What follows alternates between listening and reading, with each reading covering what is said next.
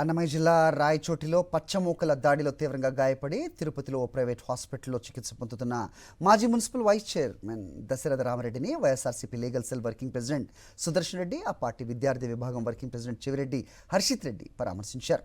ఆయన ఆరోగ్య పరిస్థితిని అడిగి తెలుసుకున్నారు. రాయచోటిలో మంత్రి రాంప్రసాద్ రెడ్డి అరాచకాలు తారాస్థాయికి చేరాయని మండిపడ్డారు.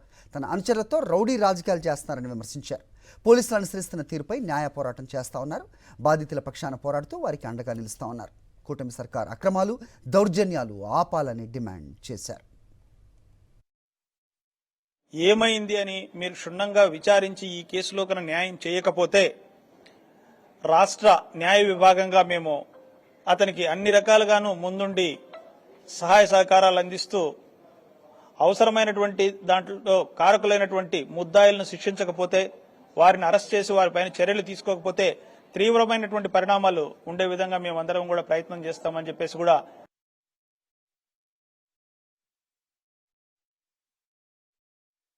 విచ్చలవిడి దాడులు, అక్రమం చేసినట్టు వాళ్ళని కేసులు పెట్టకుండా వదిలేయటము, అదేవిధంగా ఆస్తులపై ధ్వంసము, ఏదైనా కోర్టులకి సంప్రదిస్తే ఆ కోర్టులను కూడా లెక్క చేయనటువంటి అధికారులు ఈ రోజున మన ఆంధ్రప్రదేశ్ ప్రభుత్వంలో నడుస్తోంది.